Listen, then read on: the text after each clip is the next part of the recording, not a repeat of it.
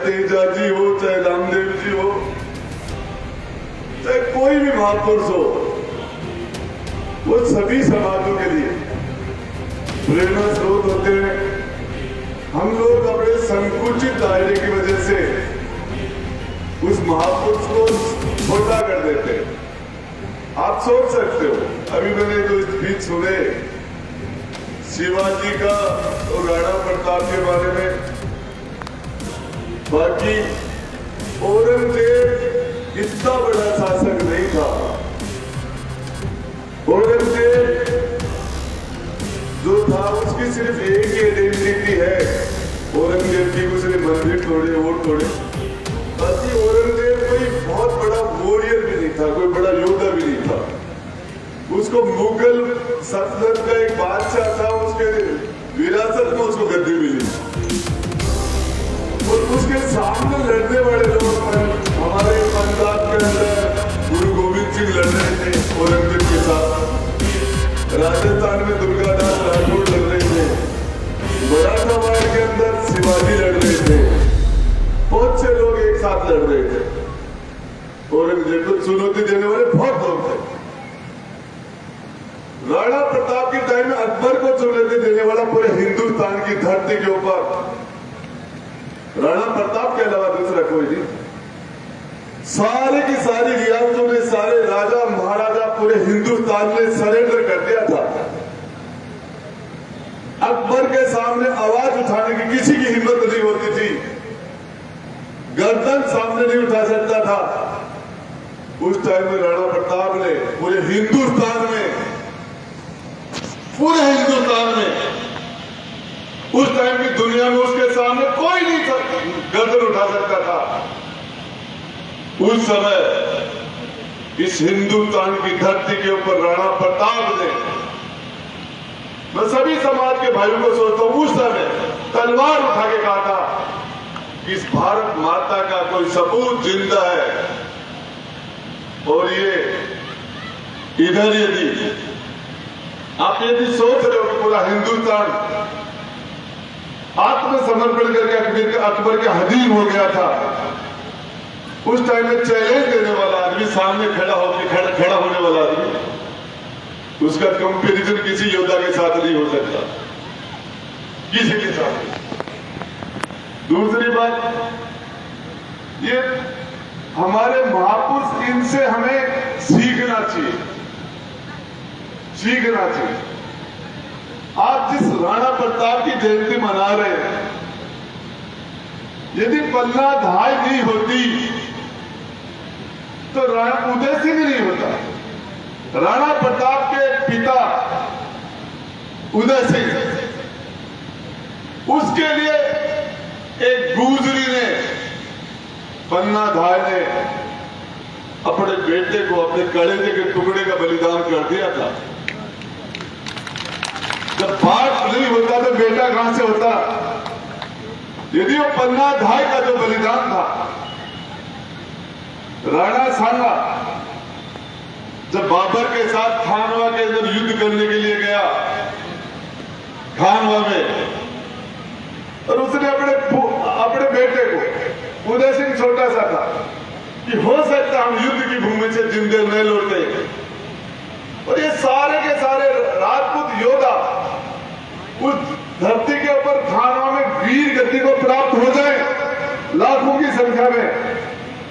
और ये रानी है जो अपनी इज्जत बचाने के लिए, अपने असमत बचाने के लिए आपके अंदर कूद के जोहर कर ले, तो राणा संग्राम सिंह ने, प्रताप के दादा ने, उस पन्ना गुजरी को उदय सिंह को दिया था कि इस हमारे कुल के दीपक को तू सुरक्षित रखना, हो सकता है बड़ा होकर दोबारा साम्राज्य स्थापित कर ले।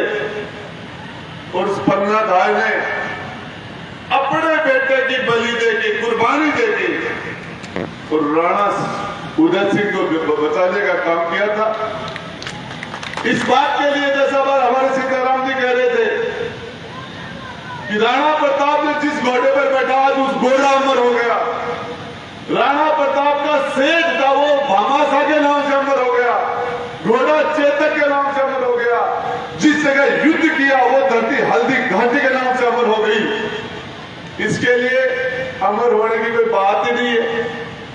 मैं तो विशेषकर इस कार्यक्रम के आयोजक शिवराज सिंह जी, भूपेंद्र सिंह जी तो शानदार कार्यक्रम मैंने नीम का थाना के अंदर पहली बार देख रहा हूं, पहली बार इतना शानदार कार्यक्रम। लेकिन मैं आपको बताऊं, राणा प्रताप को यदि आप उसकी जयंती मना रहे हैं, राणा प्रताप को याद कर रहे हैं, तो बिल्लू को मत भूल जाना। वो ट्राइबल समाज के लोग, सच्चाई को स्वीकार कर लेना। इस राजपूताना के 90% राजपूत राणा प्रताप को मार रहे थे, 90%। उस टाइम में भील साथ थे, भील समाज, ट्राइबल कौन साथ थे। तमराबाटी के लोग तो पक्ष में लड़ने के लिए गए थे, शायद रामचंद्र जी के नेतृत्व, रामसा तंवर के साथ तमराबाटी, आपके पूर्वज तो लड़ने के लिए हल्दी घाटी में राणा प्रताप के पक्ष में गए थे। लेकिन 90% राजपूत राणा प्रताप को सलसाने के लिए, ये इसके लिए, ये आपके लिए तो बहुत बड़े प्राउड का विषय है। जयपुर का महाराजा मान सिंह फर्स्ट, वो तो अकबर का सेनापति था, अकबर का सेनापति था। आपको बताना चाहता हूं, हम सबसे पहले तो कोई ठीक ठाक आज जन्मदिन की हार्दिक शुभकामनाएं। सम्मानित मंच पर राजस्थान सरकार में मंत्री डॉक्टर राजेंद्र सिंह जी गुडा और तोतौरा की क्षेत्र से जितने भी यहाँ लोग आए हैं, आस पड़ोस की तहसीलों से जितने भी आए हैं, जो मेरे से बड़े हैं, उनको दो हम सब और उम्र साथियों को जय गोपाल जी की, जय माता जी की, जय मां भवानी। मेरे देश के नौजवान साथियों, क्योंकि आप लोग भी 10 बजे से बैठे हुए हो और आज टेम्परेचर भी 42 से ऊपर है, महाराणा प्रताप जी की वीरता के बारे में आप लोगों को मेरे से पूर्व वक्ताओं ने बताया। मेरा तो यही कहना है कि महाराणा प्रताप जी जैसे वीर इस देश में हुए नहीं, इस देश में नहीं, विश्व में नहीं हुए। अरे अमेरिका के बिल क्लिंटन आते हैं और उनकी मां कहती है कि अगर तू भारत जा रहा है तो हल्दी घाटी से एक मुट्ठी मिट्टी लेकर के आना और हमारे देश में छिड़क देना, ताकि महाराणा प्रताप जैसे वीर हमारे देश में भी जन्म ले सके। मेरे देश के नौजवान साथियों, मैं कमराजी क्षेत्र के अंदर इस हॉस्टल के अध्यक्ष साहब डॉक्टर साहब और भूपेंद्र सिंह जी मोहंडा को धन्यवाद देना चाहता हूं कि आप लोगों ने एक कम समय के अंदर श्रम समाज को बुला करके, जैसे महाराणा प्रताप जी श्रम समाज को लेकर के चलते थे, इसी तरह भूपेंद्र सिंह जी मोहंडा ने श्रम समाज को लेकर के आज तौरा की इस हॉस्टल के अंदर इतिहास रच दिया है। मेरे नौजवान साथियों, भूपेंद्र सिंह जी मोहंडा के लिए एक बार जोरदार तालियां हो गए। भूपेंद्र सिंह जी मोहंडा ने, महाराणा प्रताप जी जब युद्ध लड़ रहे थे तो उनका सेनाध्यक्ष शेरशाह सूरी के परिवार का हाकम का सूरी था, और महाराणा प्रताप जी जब युद्ध लड़ रहे थे उनके सामने अकबर का सेनापति एक हिंदू था। मेरे देश के नौजवान साथियों, आज उसी तरह महाराणा प्रताप जी की तरह इन्होंने श्रम समाज को इस मंच पर ला करके ये सिद्ध कर दिया कि हम सब एक हैं। मैं नारा लगवाता हूं हर मंच से कि हम सब हम सब हम सब जय शिवा सरदार की, जय शिवा सरदार की। जब तक सूरज चांद रहेगा, जब तक सूरज चांद रहेगा, अमर रहे, अमर रहे, अमर रहे, अमर रहे, महाराणा प्रताप जी अमर रहे। मेरे देश के नौजवान साथियों, श्रेष्ठ समाज को साथ लेकर के महाराणा प्रताप सिंह जी चलते थे, तभी आज उनके आगे हिंदू हत्या सम्राट वीर शिरोमणि महाराणा प्रताप सिंह लगता है।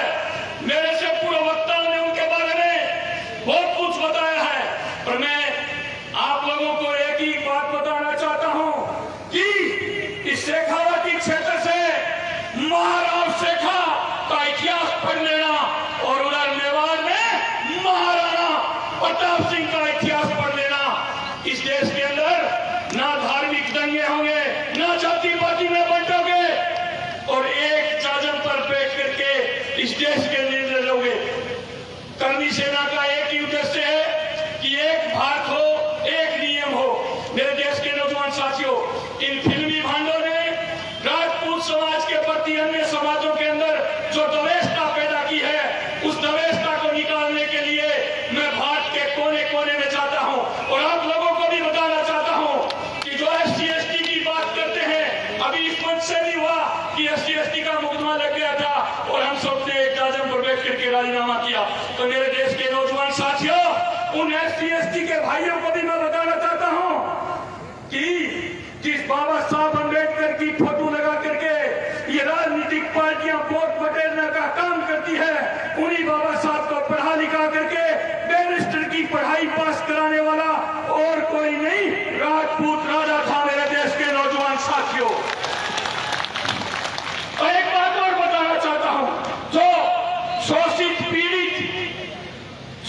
पीड़ित दबला कुचला समाज था, उसको आज जो आरक्षण मिला ना 27%, ये किसी और की देन नहीं, ये किसी और की देन नहीं, मेरे देश के नौजवान साथियों, ये भी एक राजपूत प्रधानमंत्री की देन थी जिसका नाम था BP सिंह, जिसने प्रधानमंत्री की कुर्सी को ठोकर मार दिया और दबा कुचला जो समाज था उसको आरक्षण लागू किया।